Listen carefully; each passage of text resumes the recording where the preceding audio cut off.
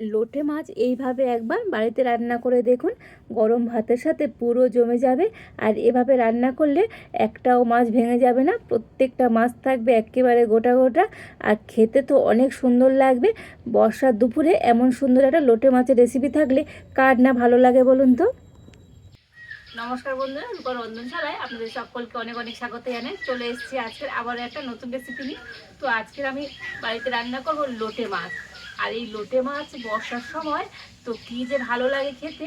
আর আজকের লোটে মাছটা আমি একটু অন্যভাবেই করব। তো লোটে মাছ রান্না করতে গেলে দেখবেন সবসময় ভেঙে যায়। আজকের আমি লোটে মাছটা একেবারে গোটা গোটা রেখেই রান্না করব। তো আপনারা বাড়িতে আমার মতো করে তৈরি করে দেখুন, মাছ একটুও ভেঙে যাবে না, একেবারে গোটা গোটা থাকবে। আর এইভাবে গোটা গোটা মাছের রান্না করলে টেস্ট কিন্তু আরও দুর্দান্ত হয়। আর কিছুই লাগবে না, এটা দিয়ে শুধুমাত্র ভাত খাওয়া হয়ে যাবে। তো আপনারা সঙ্গে থাকুন আর প্রথম থেকে শেষ পর্যন্ত পুরো রেসিপিটা দেখতে থাকুন। আশা করি আজকে রেসিপিটা আপনাদের অনেক ভালো লাগবে। দেখুন, এখানে আমি নিয়েছি লোটে মাছ। তো লোটে মাছগুলো তো একটু বড় বড় সাইজের আছে। তো এইরকম একটু বড় বড় সাইজের লোটে মাছ নিয়ে নেবেন। এতে করে রেসিপিটা কিন্তু বানাতে অনেক সহজ হবে আর সুন্দরও হবে। তো প্রথমে আমি এই লোটে মাছগুলোকে কেটে নেব। আর দেখুন লোটে মাছগুলো কত বড় বড়। তো দেখে বুঝতে পারছেন, এইরকম বড় বড় লোটে মাছ দিয়ে আজকে রেসিপিটা বানালে রেসিপিটা অনেক সুন্দর হবে। আর এই লোটে মাছগুলো এবারে কেটে নেব।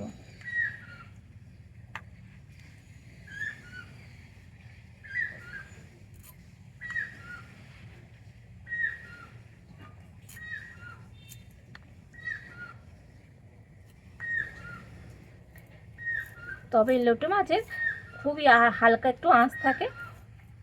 তো একবার দুবার এইভাবে করে নিলেই হয়ে যাবে।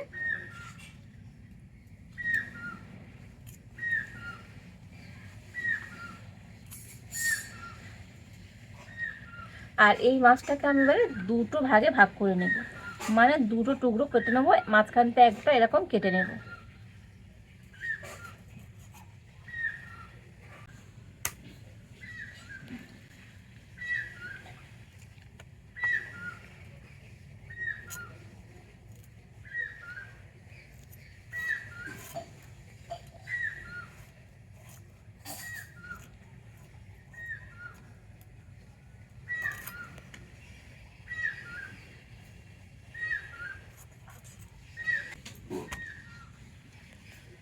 আর এই লোটে মাছ আপনারা বাড়িতে তো অনেক রকমভাবে রান্না করে। তো আর আমার মতো করে এইভাবে লোটে মাছ একবার রান্না করে দেখবেন, মাছ কিন্তু একটুও ভাঙবে না, প্রত্যেকটা মাছ একেবারে থাকবে গোটা গোটা। আর এইভাবে লোটে মাছ রান্না করলে খেতে কিন্তু অনেক সুস্বাদু হয়। আর এইভাবে করে আমি এখন সমস্ত লোটে মাছগুলো কেটে নেব।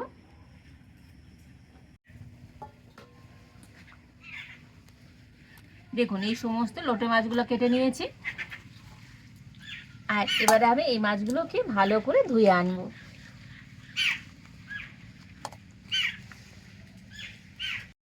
তো সমস্ত মাছগুলো জল দিয়ে ভালো করে ধুয়ে নিয়ে চলে এসেছি। আর এবার আমি মাছের মধ্যে দিয়ে দেব লবণ।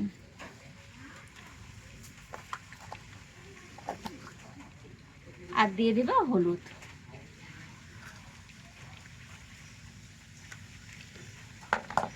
তো লবণ হলুদ দিয়ে মাছগুলো ভালো করে মিশিয়ে নেব।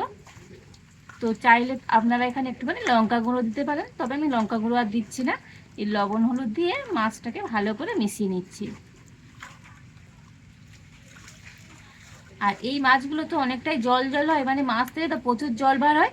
তো সেই জন্য এখানে আমি একটা ঝুড়ি নিয়ে নিয়েছি। আর এই মাছগুলোকে এবার আমি ঝুড়ির মধ্যে এইভাবে করে দেব। এতে করে মাছ থেকে এক্সট্রা জল কিন্তু ঝরে যাবে।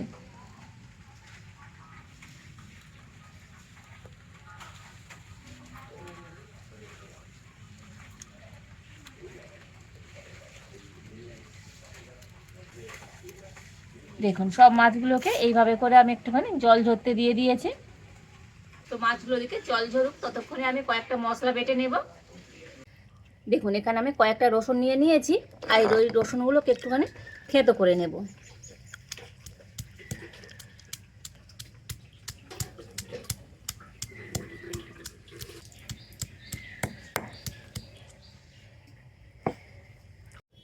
তো রসুনটাকে এইভাবে থেঁতো করে নিয়েছি। তো রসুন বাটার দরকার নেই, একটু এরকম থেঁতো করে নিতে হবে। আর এবার আমি নিয়ে নেব কাজু। তো এখানে 4টে আমি কাজু বাদাম নিয়েছি 2টো কাঁচা লঙ্কা, একটু আদা, আর নিয়েছি অল্প একটু পোস্ত।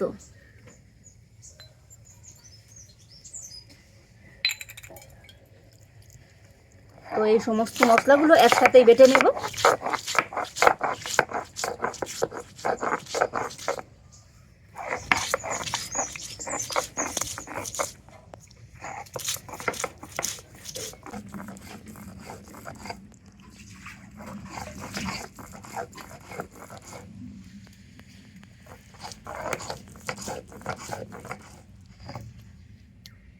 দেখুন এই সমস্ত মশলাগুলো বেটে নিয়েছি।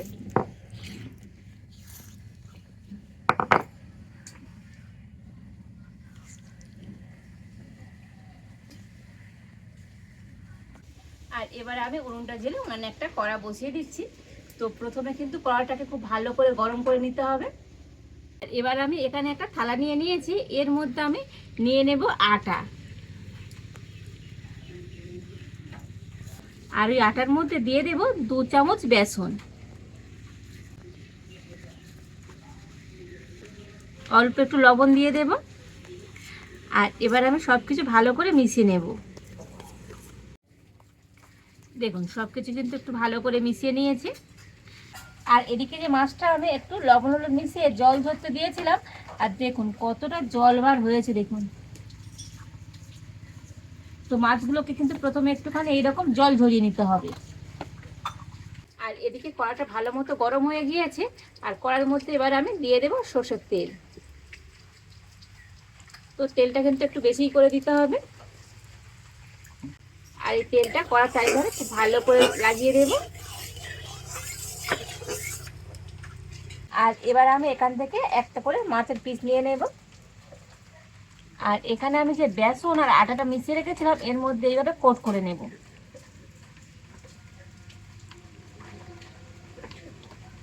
তো কয়েকটা মাছ একে একে এইভাবে করে আমি কোট করে নেব।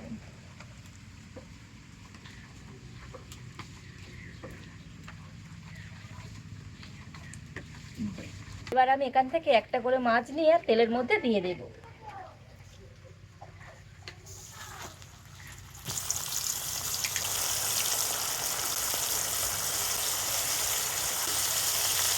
তবে মাছগুলোকে কিন্তু অল্প অল্প করে ভেজে নিতে হবে। আর এই মাছ ভাজার সময় উনানের জালটা একটু জোরে দিতে হবে, একটু জাল জোরে রেখে মাছগুলো ভাজতে হবে।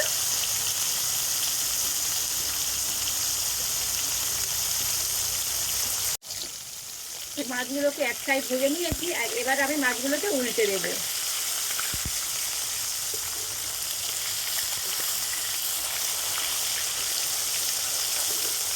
আর দেখেছেন তো মাছগুলো কত সুন্দর একেবারে গোটা গোটা আছে। তো একটু মাছ কিন্তু ভেঙে যায়নি।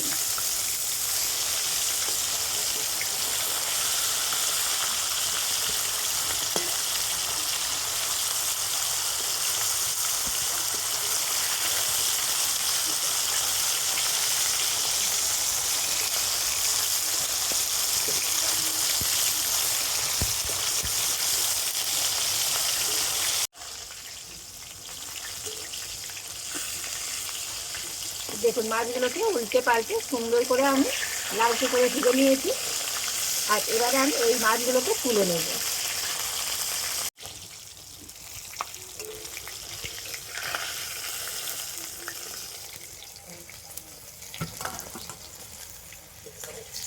দেখেছেন তো লোটে মাছটা কতটা সুন্দর একেবারে গোটা গোটা রয়েছে। পরের বারে আবারও মাছগুলোকে একইভাবে দিয়ে দেব। তো বন্ধুরা আপনারা বাড়িতেই আমার মতো করে এইভাবে লোটে মাছ ভেজে নেবেন। দেখবেন লোটে মাছগুলো কিন্তু একটাও ভাঙবে না, একেবারে গোটা গোটা থাকবে। আর এইভাবে করে আমি বাকি সমস্ত মাছগুলো ভেজে নেব। দেখুন এই সমস্ত মাছগুলোকে সুন্দর করে ভেজে নিয়েছি। আর দেখুন প্রত্যেকটা মাছ কত সুন্দর গোটা গোটা রয়েছে। দেখুন দেখে বুঝতে পারছেন কতটা সুন্দর হয়েছে আজকের এই নিয়ে মাছ ভাজাগুলো।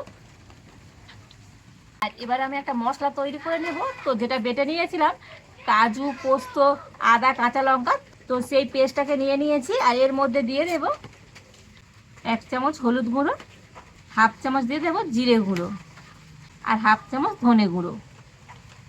অল্প একটু জল দিয়ে দেব। তাইলে দেখুন সমস্ত মশলাগুলোকে একটু ভালো করে মিশিয়ে নিয়েছি। আর মাছ ভেজে একটু তেল ছিল, তো তেলটা ফেলে দিয়ে কড়াইটা ভালো করে পরিষ্কার করে ধুয়ে নিয়েছি। আর আবারও আমি কড়াইতে দিয়ে দেবো সর্ষের তেল। তেল গরম হয়ে গিয়েছে, তেলের মধ্যে অল্প একটু কালো জিরে দিয়ে দিচ্ছি, দিয়ে দেবো পেঁয়াজ। তো এখানে আমি দুটো মিডিয়াম সাইজের পেঁয়াজকে এরকম ছোটো ছোটো করে কেটে নিয়েছি। আর দিয়ে দেবো রসুন। তো যে রসুনটা আমি থেতো করে নিয়েছিলাম তো দিয়ে দিচ্ছি। এবারে সব কিছু একটুখানি ভেজে নেব।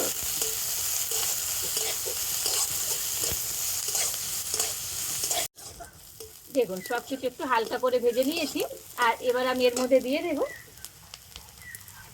টমেটো। তো একটা টমেটো আমি ছোট করে কেটে নিয়েছি কুচি কুচি করে, তো দিয়ে দেবো। তো টমেটোটা একটুখানি ভেজে নেব। দেখুন টমেটোটা একটু ভেজে নিচ্ছি, টমেটোটা কিন্তু সুন্দরভাবে নরম হয়ে গিয়েছে। আর এবারে আমি এর মধ্যে যে মশলাটা তৈরি করে রেখেছিলাম সেই মশলাটা দিয়ে দেব। অল্প একটু জল দিয়ে দেবো বাটিটা ধুয়ে। সব কিছু একটু ভালো করে কষিয়ে নেব।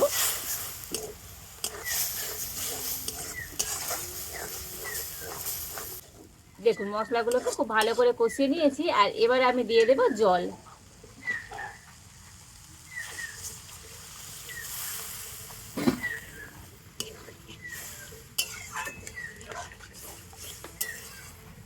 তবে এখানে আমি ঠান্ডা জল ব্যবহার করিনি, এখানে কিন্তু আমি গরম জল দিয়ে দিলাম। তো যে কোনো তরকারিতে একটুখানি গরম জল দেবেন, দেখবেন তরকারির স্বাদ তো দ্বিগুণ বেড়ে যাবে।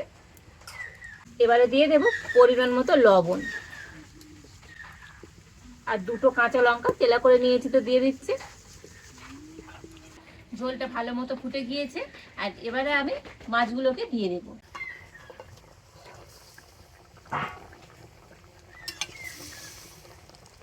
তবে মাছ দিয়ে আর খুব বেশিক্ষণ ফোটাবো না, 2-1 মিনিট একটু ফুটিয়ে নেব।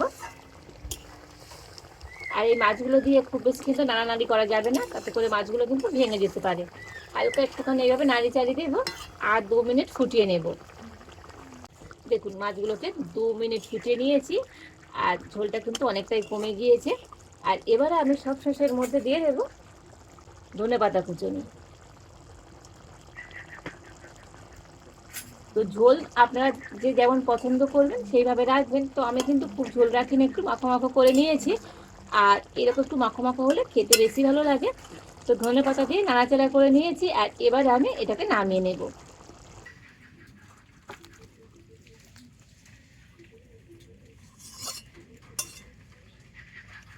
তো আবার আমি উপর দিয়ে একটুখানি ধনেপাতা দিয়ে দেবো।